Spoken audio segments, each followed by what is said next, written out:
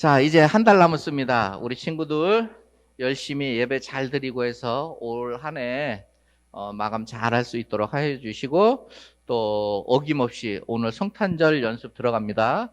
그리고 우리 친구들 오늘 예배 마치고 성탄절 연습하고 밥 먹고 다시 내려와서 추가 연습합니다. 그러니까 밥 먹고 다시 내려와서 연습할 수 있도록 그렇게 해주세요. 알았죠? 자, 그리고 이번 달에 9일날, 다음 주 토요일날 전도 모임이 있습니다. 근데 올해는 그 전도 모임을 취소하겠습니다. 뒤에 누구 있나 좀 봐주실래요? 누구야? 체린인가? 어여와. 다음 주 주일날은 11월 12월 생일인 사람 생일 잔치 파티 하겠습니다. 파티라기보다도 생일 축하를 하겠습니다. 성남 발표 잘 할 수 있도록 그 23일 날, 원래 24일 날 발표인데 24일은 전 부서들이 모여가지고 리허설을 하니까 그날은 빠지지 않도록 우리 친구들 그렇게 해주시고, 25일 날은 성탄 나눔 축제 있습니다. 근데 CCN 가수 조수아 가수님이 오셔서 축제를 하나 봐요. 조수아 누군지 알죠? 몰라요? 몰라요? 그럼 니네들 유튜브 많이 보니까 유튜브에서 조수아 찾아보세요. 그 찬양 가수예요. 유명한 찬양 가수. 자, 이제 목사님 말씀 전해 주시겠습니다. 많은 은혜 받을 수 있도록 하세요. 친구들, 벌써 12월입니다. 네, 우리 이제 좀 있으면 친구들 방학하고 겨울을 맞이하는데, 우리 올 한 해 남은 한 해도 마무리 잘 하고 우리 다가오는 성탄절도 잘 준비했으면 좋겠어요.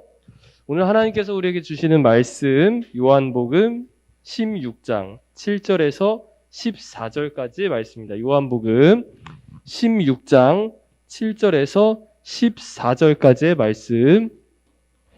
요한복음 16장 7절에서 14절까지의 말씀. 찾으셨나요? 요한복음 16장 7절에서 14절까지의 말씀. 신약 성경 175페이지에 있습니다. 제가 먼저 한 절, 여러분들이 한 절 읽으시고 마지막 절은 함께 읽도록 하겠습니다. 그러나 내가 너희에게 실상을 말하노니 내가 떠나가는 것이 너희에게 유익이라. 내가 떠나가지 아니하면 보혜사가 너희에게로 오시지 아니할 것이요 가면 내가 그를 너희에게로 보내리니.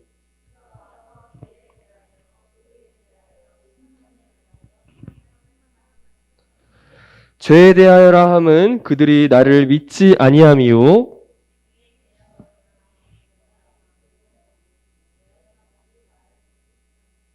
심판에 대하여라 함은 이 세상 임금이 심판을 받았음이라.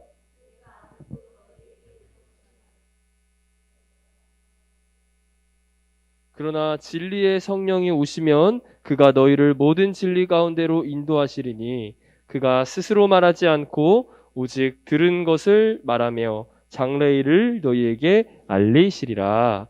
그가 내 영광을 내 것을 가지고 너희에게 알리시겠습니다. 아멘. 우리 세 번역도 13절부터 한번 읽어보도록 할게요. 다 같이 한 목소리로 읽어보도록 하겠습니다. 시작. 그러나 그분 곧 진리의 영이 오시면 그가 너희를 모든 진리 가운데로 인도하실 것이다. 그는 자기 마음대로 말씀하지 않으시고 듣는 것만 알려주실 것이요 앞으로 올 일들을 너희에게 알려주실 것이다. 또 그는 나를 영광되게 하실 것이다. 그가 나의 것을 받아서 너희에게 알려주실 것이기 때문이다. 아멘. 오늘은 진리의 가이드라는 말씀 제목을 가지고 함께 여러분들과 말씀을 나눠보려고 합니다. 혹시 친구들 가이드라는 말을 들어보셨어요? 가이드? 가이드라는 말을 들었을 때 먼저 떠오른 것이 있을 거예요. 맞아요. 정답입니다. 여행 가이드가 먼저 떠오를 거예요. 네. 여행 가이드. 이건 말씀은 마친 건 아니지만 드리도록 하겠습니다. 여행 가이드. 여행 가이드가 무슨 일을 하죠? 여행 지역을 안내를 합니다. 근데 우리가 여행을 할 때 왜 이 현지 가이드가 이렇게 안내를 하고 가이드를 해줄까요? 맞아요. 이 현지 가이드보다 더 잘 아는 사람이 없기 때문이에요. 어떤 장소에 가면 좋을지, 무엇을 먹으면 좋을지, 어떤 스케줄로 여행을 해야 가장 효과적인 여행을, 가장 즐거운 여행을 할 수 있을지 이 현지 가이드가 가장 잘 알기 때문에 이 현지 가이드의 안내를 받으면은 우리가 좀 더 나은 여행을 할 수 있기 때문이죠. 자, 우리가 알고 있는 이 여행 가이드에서 가이드라는 말은 여러분들이 말한 것처럼 안내, 길잡이라는 말을 지니고 있어요. 안내, 길잡이라는 이 말이 우리가 딱 떠올리는 말이 여행 가이드가 떠올랐는데 또 이 가이드라는 말이 쓰이는 곳이 있어요. 내비게이션. 좋아요. 내비게이션도 떠올릴 거고. 여러분 학교에서 자, 운동장에서 기준 양팔 벌려 좌우로 나란히 해봤어요? 한 선생님, 체육 선생님이 운동장에 체육 활동할 때 기준 양팔 벌려 좌우로는 하나 둘 셋 야 하잖아요. 여기에서 기준이라는 말에 이 가이드가 사용되기도 해요. 가이드에 라인이라는 단어를 붙이면은 한글로는 안내선이 되지만 우리가 어떤 일을 할 때 기준, 어디서부터 어디까지 하세요 라는 말을 사용할 때 우리가 주로 이 가이드라인이라고 말을 해요. 가이드라인 들어봤나요 여러분? 그래서 정부에서도 어떤 정책이나 지침을 발표할 때 가이드라인이라는 말을 사용해요. 그래서 우리가 한창 코로나가 창궐했을 때 코로나 방역 지침이라는 말을 정부에서 사용했었죠. 여기서 말하는 이 지침이 바로 뭐라고요? 가이드라인이죠. 자, 그런데 또 한 가지가 있어요. 우리가 생각해 봅시다. 가이드라는 말을 딱 떠올렸을 때 또 한 가지 떠오르는 게 있어요. 여러분들 가이드북이라는 말 들어봤어요? 가이드북. 가이드북이 영어인데 한글로 말하면 뭘까요? 자, 우리가 가이드북이라는 말을 쓸 때 가이드 대신에 또 대체해서 매뉴얼이라는 말을 사용을 합니다. 그래서 유저 매뉴얼, 유저 가이드 이렇게 많이 쓰거든요. 한글말로 하면은 사용자 설명서 정도가 되겠죠. 사용자 설명서. 그래서 이 유저 매뉴얼, 유저 가이드가 꼭 있어야 돼요. 왜냐?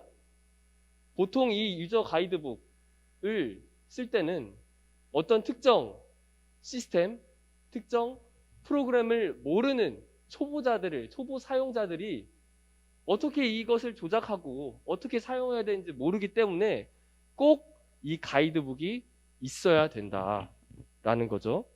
이뿐만 아니에요. 특정 시스템이나 프로그램뿐만이 아니라 어떤 자격증 아니면 특정 정보를 얻기 위해서 이 가이드북이 꼭 필요하다.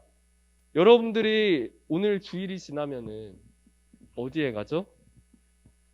학교에 가죠. 학원을 가죠. 다시 여러분들 일상생활로 돌아갑니다. 저도 마찬가지로 월요일이 되면 어디에 갈까요? 쉬지도 않아요. 어른 학교로 가요. 어른 학교. 직장으로 출근합니다. 직장으로 출근하는데 제가 거기에 직장에서 하는 일은 그거예요. 전산 프로그램이나 시스템이 있는데 여기서 이제 문제가 발생하거나 아니면 초보 사용자들이 이 시스템 사용 방법을 잘 모를 때 이것을 알려주는 교육 매뉴얼, 교육 가이드를 이제 만들어요. 이것이 있어야 초보자들, 사용자들은 이거를 이렇게 하는 거구나. 이때는 저렇게 하는 거구나. 라는 것을 알 수가 있는 거죠.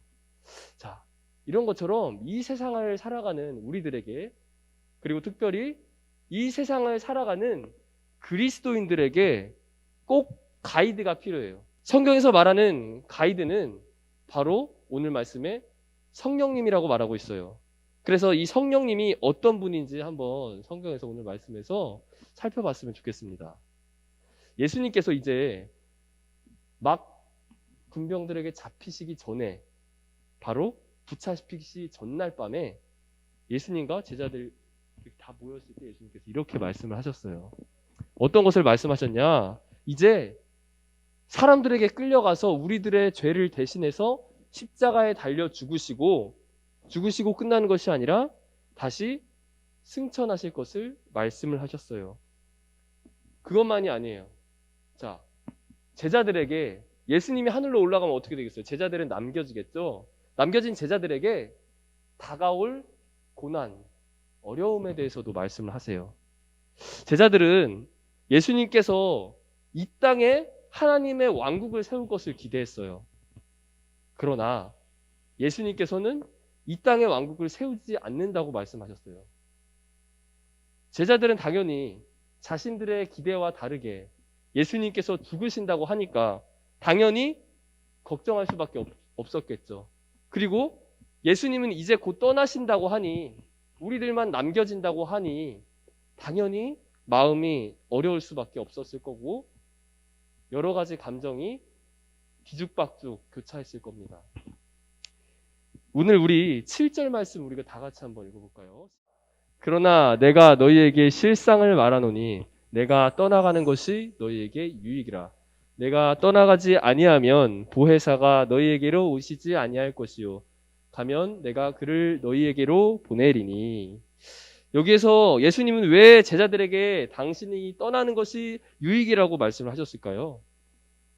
당신 뒤에 오실, 오늘 방금 우리가 읽은 것처럼 보혜사가 우리들에게 꼭 필요하기 때문이에요. 반드시 보혜사를 보내주셔야 하기 때문입니다. 그리고 이 보혜사를 예수님께서 제자들에게 설명을 해주시는데, 이 보혜사는 우리가 성부, 성자, 성령, 삼위일체 하나님 중에 3위에 해당하는 성령 하나님인데, 우리가 보혜사는 제가 여러분들 전에도 설명했었죠. 보혜사라는 말 자체가 보호하고 우리들에게 도움을 주시고 우리들을 가르쳐 주시는 안내원, 길잡이 같은 역할을 하시는 분이 바로 성령 하나님이다. 예수님께서 십자가 사역을 마치시고 하늘로 승천하신 이후에 성령님이 오시는데, 그분이 바로 누구라고요? 근데 이 성령 하나님이 제자들을 도와주시는데 어떻게 도와주시고 안내를 할까? 자, 첫 번째로 살펴보겠습니다. 죄를 알려주세요. 오늘 말씀에서 죄에 대해서, 그리고 의에 대해서, 심판에 대해서 깨닫게 해주신다고 했는데, 이 죄에 대해서 어떻게 알려주시냐? 세상은 하나님의 아들이 이 땅 가운데 왔지만, 성경 말씀에도, 그리고 예수님께서도 말씀하셨지만, 예수님을 맘대로 대우합니다. 예수님은 정말 구세주, 메시아로서 대우한 것이 아니라 죄인 취급을 해요. 우리가 이 세상을 살아갈 때 죄라고 하는 것은 아까 제가 처음에 설명했던 것처럼 이 세상이 정해놓은 지침, 정책, 가이드라인 안에서 벗어나면은 불법이라고 말을 하고 이것을 죄라고 말하지만, 성경에서 말하는 이 죄는 이것을 넘어서서 하나님이 보내주신 아들 예수 그리스도를 구세주로 믿지 않는 것을 죄라고 말해요. 진리로 인도하시는 그 가이드이신 성령 하나님께서 첫 번째로 하시는 일이 바로 우리를 죄인이라는 것을 깨닫게 해주시는 거예요. 죄. 우리의 죄에 대해서 알려주시는 거예요. 불행하게도 인간은 스스로 내가 죄인이라는 사실을 인식하지 못해요. 왜 내가 죄인이야? 나 뭐 잘못한 거 없는데? 나 법 없이도 살 수가 있어. 나 잘 살 수가 있어. 이렇게 말합니다. 그러나 그것은 그 인간이 세상에서 규정해 놓은, 정해져 놓은 가이드라인만 보기 때문이에요. 성경에서 말하는 가이드라인을 보지 못하기 때문이에요. 성경에서 말하는 그 가이드는 예수님을 믿지 않는 것이 죄라고 정해 놓았어요. 그러면은 우리가 어떻게 내가 스스로 죄인이라는 것을 깨달을 수 있을까요? 내가 스스로 깨달을 수 없는데 바로 우리 안에 계신 성령님이 도와주시는 거죠. 아, 내가 죄인이구나. 내가 내 영혼이 망가졌구나.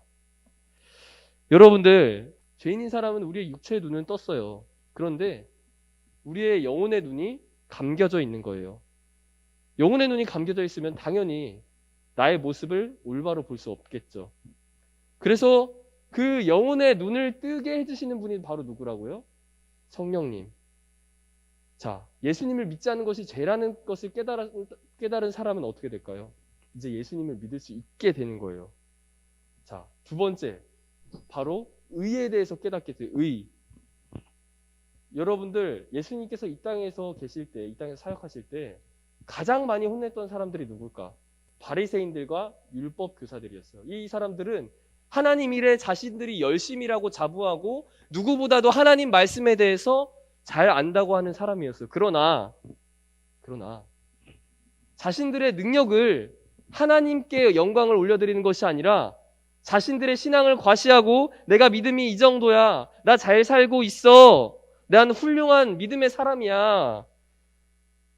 라고 치장하는 데 사용했어요. 한마디로 요즘 크리스천 같이 자신의 믿음을 자신을 나타내는데 사용하는 그저 하나의 도구, 하나의 액세서리로 하나님을 사용한 거죠.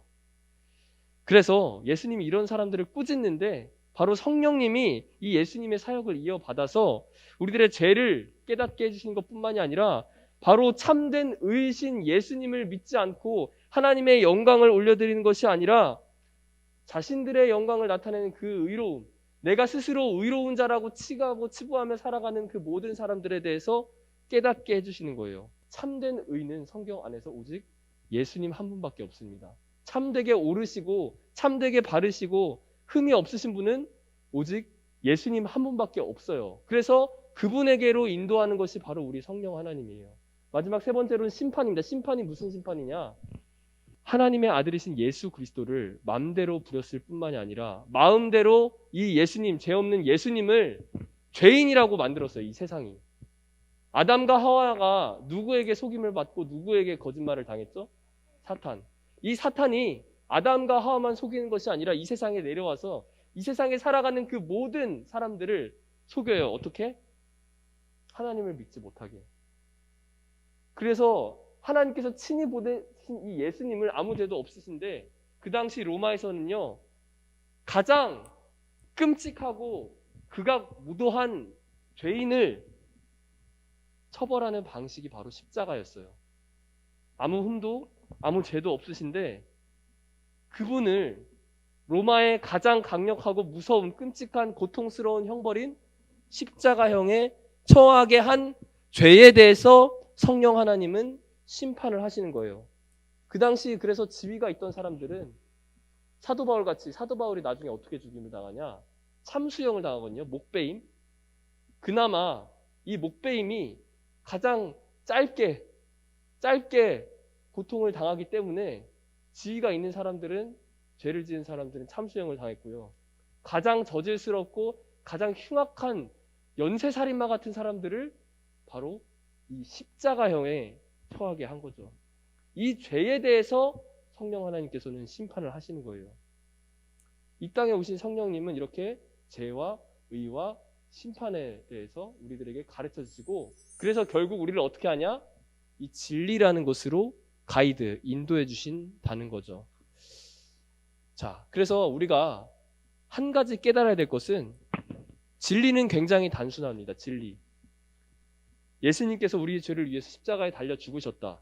그리고 그 예수님께서 부활하시고 승천하시고 보혜사 성령 하나님을 보내주셨는데 그것으로 끝나는 것이 아니라 예수님께서는 다시 이 땅 가운데 오셔서 이 세상에 대해서 심판하시고 믿는 자, 믿지 않는 자를 구별하실 것이다 라는 것이 바로 이 진리예요. 진리.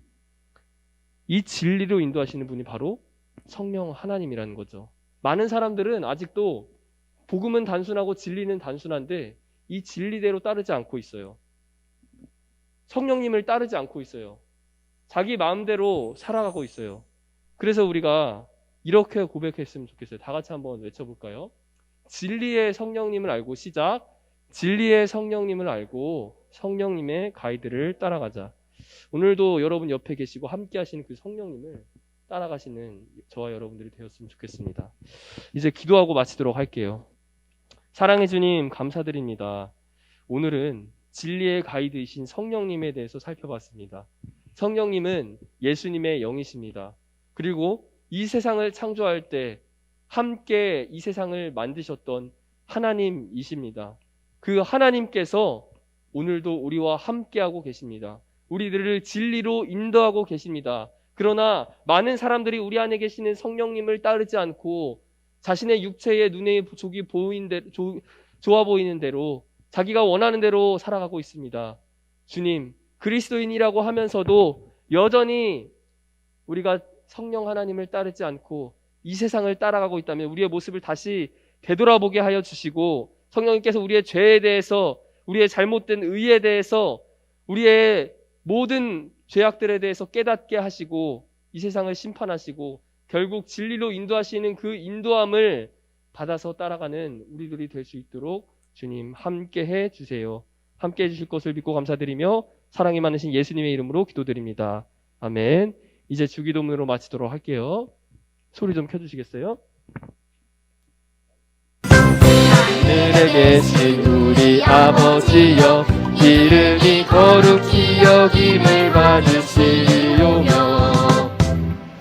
나라가 임하시오며, 뜻이 하늘에서 이루어진 것 같이 땅에서도 이루어지다.